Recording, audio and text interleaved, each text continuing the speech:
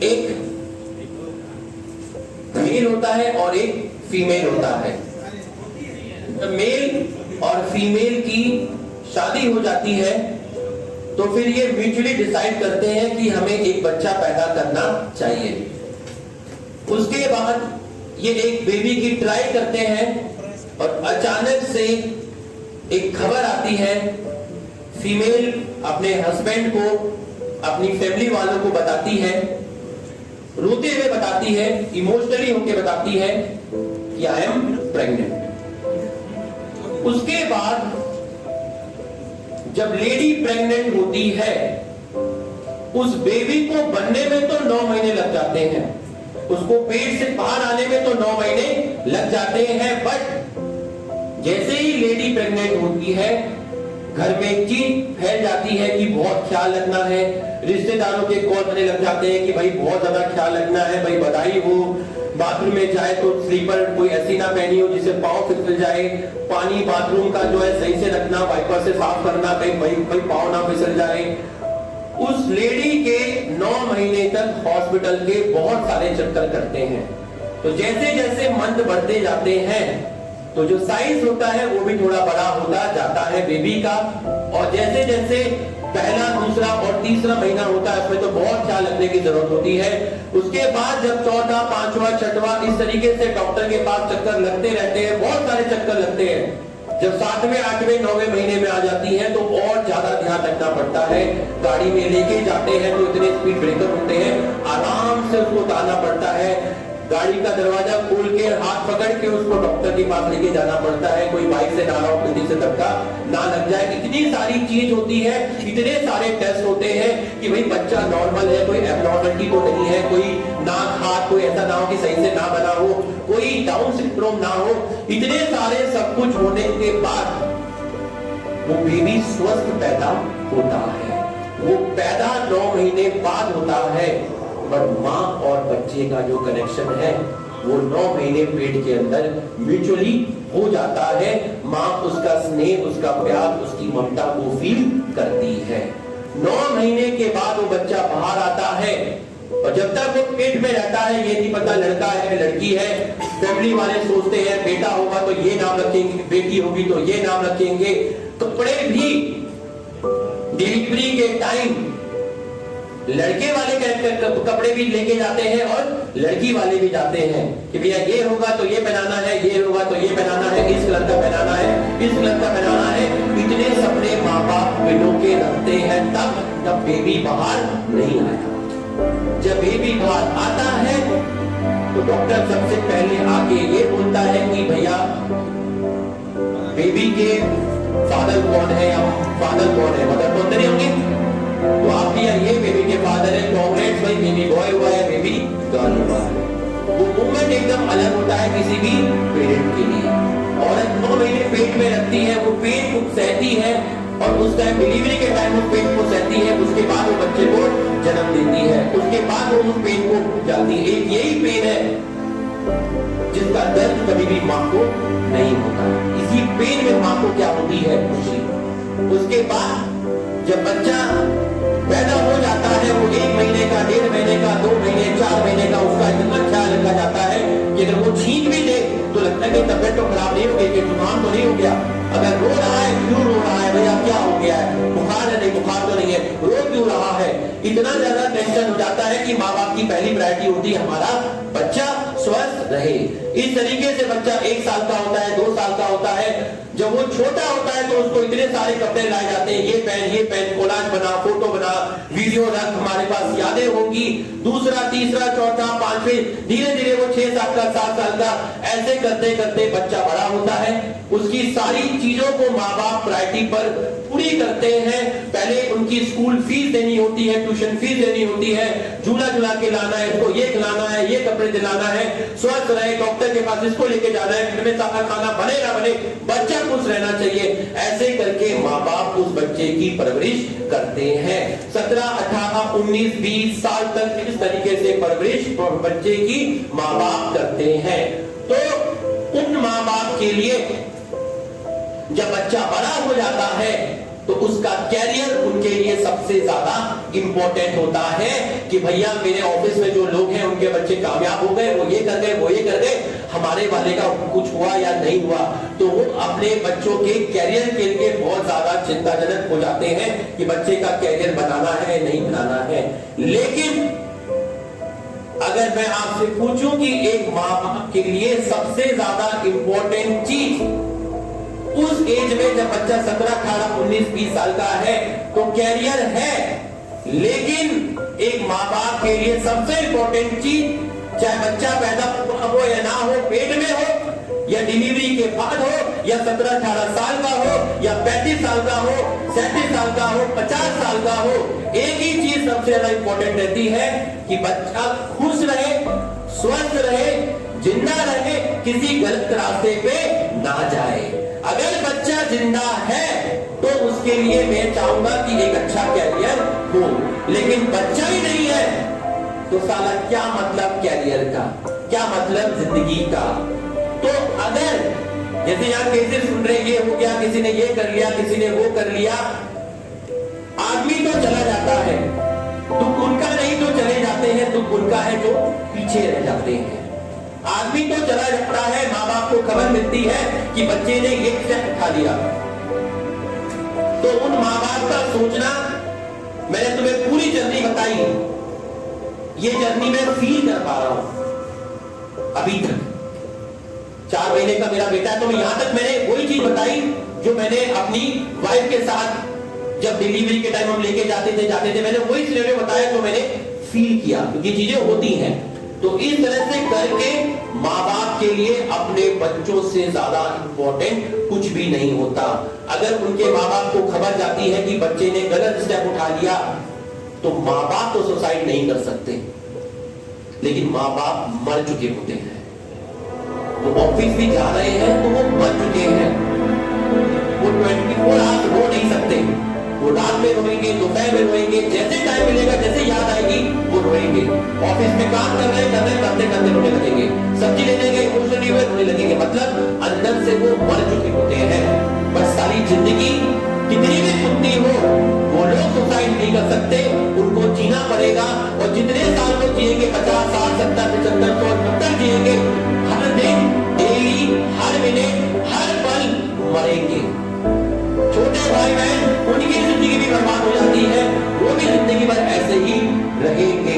तो कहने का मतलब ये है, कभी भी कोई गलत स्टेप पे नहीं जाना, माँ बाप के बारे में सोचना। वाले कोरोना में की फैमिली के कोरोना में एक्सपायर हुए उन मेंबर्स के लिए, उन बच्चों के लिए भी माँ बाप ने सपने सोचे थे कि बड़े होके ये डॉक्टर बनेगा, ये इंजीनियर बनेगा।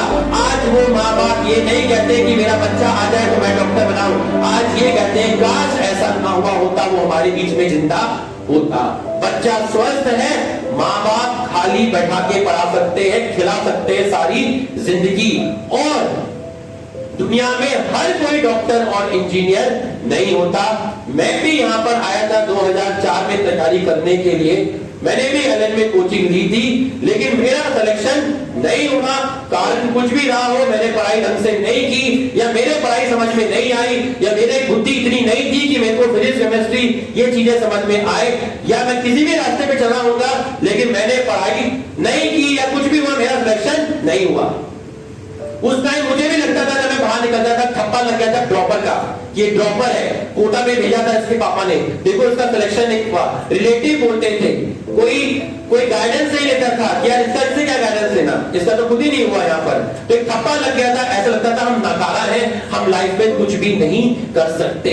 तुम खुद सोचो, तुम्हें जितने भी टीचर पढ़ा रहे हैं, तुम विद्यार्थी में जितने भी टीचर को जानते हो, तुम मुझे जानते हो, तरुण सर को जानते हो, ऋषभ सर को जानते हो, बॉटनी का कोई टीचर हो गया, योगेश सर हो गए, जितने भी टीचर तुम जानते हो, जूलॉजी के तुम जानते हो, इनमें से 95% टीचर एमबीबीएस वाले डॉक्टर नहीं है, लेकिन ये सब अपनी फील्ड में दे आर बिग शॉट, धुरंधर है, इनको अपना अपना सब्जेक्ट आता है, इन सब के अपने अपने फैन हैं, एक व्हाइट कॉलर जॉब कर रहे हैं, नेशन को बिल्ड कर रहे हैं, बच्चों को पढ़ा रहे हैं, पॉजिटिविटी स्प्रेड कर रहे हैं, बट प्रिपरेशन तो इन्होंने भी अपने टाइम पे की थी। तो तुम्हें जो पढ़ा रहे हैं एक टाइम पर they are big loser, but वो स्टिल तुम्हें पढ़ा रहे हैं। क्यों? क्योंकि वो उस टाइम उस सिचुएशन में उस फील्ड में नहीं कर पाए, लेकिन एक दरवाजा बंद होता है तो 100 दरवाजे खुलते हैं। इन्होंने ग्रेजुएशन की, मास्टर की, इन्होंने पीएचडी की, आगे जाके बढ़िया लेवल से इन्होंने रिसर्च की, ये बढ़िया मुकाम पे आए, ये टीचिंग इंडस्ट्री में आए और बच्चों को पढ़ा रहे हैं। तो इनमें से 90% लोग जो आपको तैयारी करवाते हैं ये खुद डॉक्टर नहीं होते, बट इनमें से 70 से 80% लोग प्रिपरेशन की थी, लेकिन इनमें से कोई भी गलत रास्ते पे नहीं गया। आप इतने बड़े बड़े साइंटिस्ट देखते हो, ये बड़े बड़े साइंटिस्ट सब पीएचडी पोस्ट डॉक होते हैं, इनमें भी सारे एमबीबीएस नहीं होते, पर इनका ऑर्डर डॉक्टर से भी ऊपर है। तो कहने का मतलब ये है कि हम भी पढ़ा रहे हैं, हम भी डॉक्टर नहीं हैं, हमने भी तैयारी की थी, हमारा सिलेक्शन नहीं हुआ, हमने वो फील्ड छोड़ी, हम दूसरी फील्ड में आए और अच्छे से उस फील्ड में तैयारी की, तभी हम तुमको पढ़ा पा रहे हैं। जिंदगी में ऐसे कई मौकाम आएंगे जहां पर तुम्हें लगेगा कि रास्ता बंद हो रहा है, कोई साथ नहीं दे रहा, पेरेंट्स सपोर्ट नहीं कर रहे, टीचर सपोर्ट नहीं कर रहा, बेस्ट फ्रेंड सपोर्ट नहीं कर रहा, ब्रेकअप हो गया है, पर सालों कुछ रास्ते पर अकेला चलना पड़ता है। काफी लोग ये कहते हैं कि अलग सर की किस्मत अच्छी थी कि लॉकडाउन के टाइम लोगों ने ऑनलाइन प्लेटफॉर्म देखा और फिजिक्स वाला भूल गया, इसलिए ये इतना सारा बिल्ड हो गया। अरे लॉकडाउन के टाइम लोगों ने फिजिक्स वाला देखा, वो तो लॉकडाउन से पहले 3-4 साल से लगे हुए थे, तो यहां तक पहुंचने के लिए सिर्फ लॉकडाउन के भरोसे नहीं थे, वो तो 3-4 साल पहले से लगे हुए थे। जिस लॉकडाउन में पेरेंट्स की नौकरी गई, जहां पेरेंट्स की जॉब चली गई, घर में खाने का पैसा नहीं था, उस घर में ये जो बड़े बड़े ऑफलाइन के कोचिंग है, हेलेन और आकाश, 1.5-2 लाख फीस, इन्होंने घर पे फोन किया कि आपके बच्चे की सेकंड इंस्टॉलमेंट पेंडिंग है, आपके बच्चे की थर्ड इंस्टॉलमेंट पेंडिंग है, ये पैसा हमें दे दो। मतलब उस टाइम ऑनलाइन इतना सेटअप नहीं हुआ था, टीचर मोबाइल में पढ़ाते थे जिसमें नेटवर्क भी नहीं आता था, जूम पे क्लास चलती थी जिसमें 30 मिनट इसी में निकल जाता था। Am I audible to you? Am I audible to all of you? Am I audible to all of you? उस चीज में भी ये लोग फोन करके कहते थे कि आपकी 1 लाख जो फीस है वो आपकी पेंडिंग है, आप कब देंगे, नहीं तो आपकी जूम आईडी को ब्लॉक कर देंगे।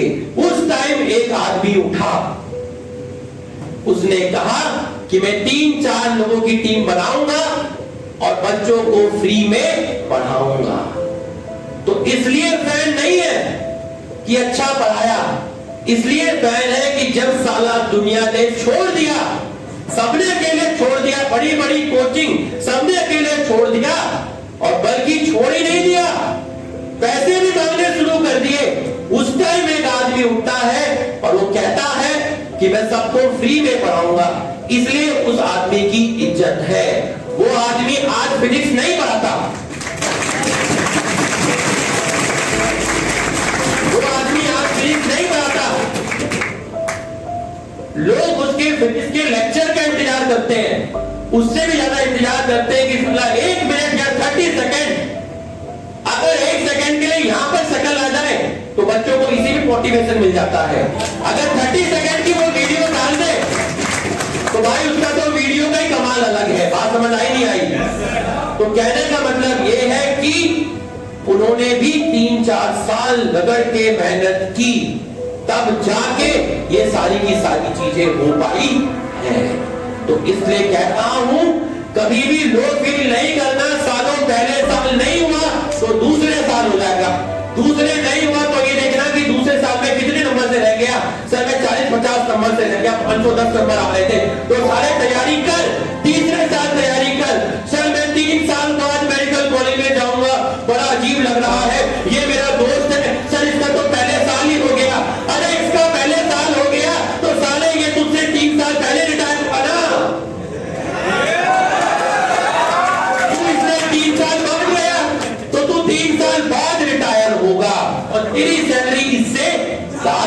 होती है। तो जिंदगी जीनी है, जिंदगी तब खत्म हो जाती है सालों जब तुम उसको खत्म कर देते हो। तो जिंदगी खत्म नहीं करनी, कैसा भी टाइम आए, जिंदगी साली कितनी भी कुत्ती है, तुम्हें कितनी भी ठोकर मारे, तुम्हारी कितनी भी बजाए, पर तुम सालों उसकी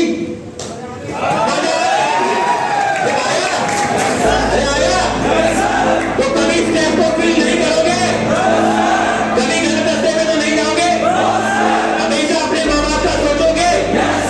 याद रखना, हर टीचर तुम्हें अपनी लाइफ में अच्छा करता हुआ देखना